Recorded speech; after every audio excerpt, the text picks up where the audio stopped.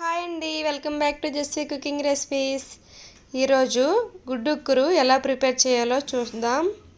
ముందుగా stove on చేసి pan పెట్టుకొని 5-6 టేబుల్ స్పూన్స్ ఆయిల్ వేసుకోవాలి.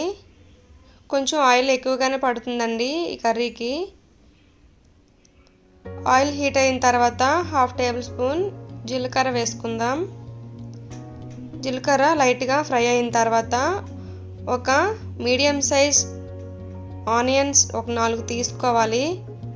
2 పచ్చిమిర్చి, కొంచెం కరివేపాకు వేసుకొని బాగా ఫ్రై చేసుకోవాలండి. ఆనియన్ ఇందులోనే బాగా కుక్ అయిపోవాలి, ఎగ్ వేయకముందే.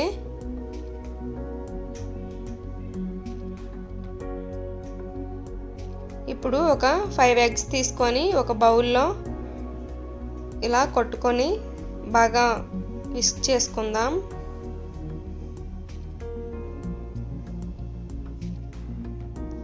కర్రీ చాలా బాగుంటుందండి, రైస్లోకి చపాతీలోకి చాలా బాగుంటుంది. పిల్లలు ఎగ్ ఇలా డైరెక్ట్గా తీసుకోకపోతే ఇలా అప్పుడప్పుడు కర్రీ చేసి పెడితే చాలా ఇష్టంగా తింటారండి, చాలా బాగుంటుంది. ఇలా బాగా మిక్స్ చేసుకొని పక్కన పెట్టుకుందాం. ఆనియన్ బాగా ఫ్రై అవ్వాలండి, మీడియం ఫ్లేమ్లో బాగా ఫ్రై చేసుకోవాలి, సాఫ్ట్గా అయిపోవాలి.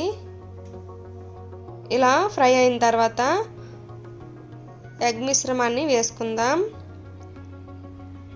వేసుకొని ఫ్లేమ్ని సిమ్లో పెట్టుకొని 1/2 టీ స్పూన్ పసుపు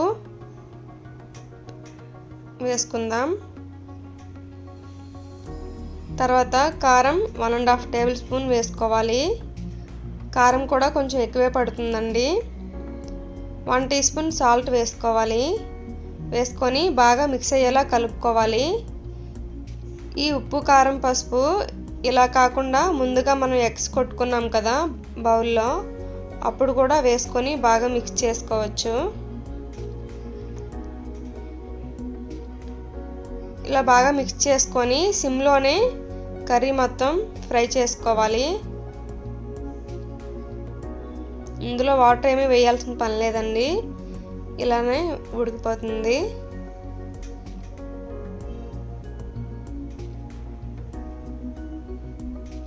కొంచెం పెద్ద పెద్ద ముక్కలుగా కాకుండా చిన్న చిన్నగా స్మాష్ చేసుకోవాలి ఎగ్ని.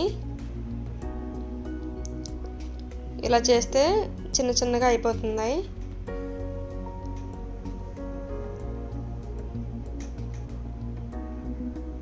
ఇలా చివరి వరకు ఫ్రై చేసుకోవడమేనండి, కొంచెం ఫ్రై అయ్యే వరకు. అంతేనండి, రెడీ అయిపోయింది కర్రీ. ఇప్పుడు ఒక బౌల్లోకి సర్వ్ చేసుకుందాం. ఈ రెసిపీ మీకు నచ్చినట్టయితే నా ఛానల్ని లైక్ చేసి, షేర్ చేసి, సబ్స్క్రైబ్ చేయండి. Thank you for watching.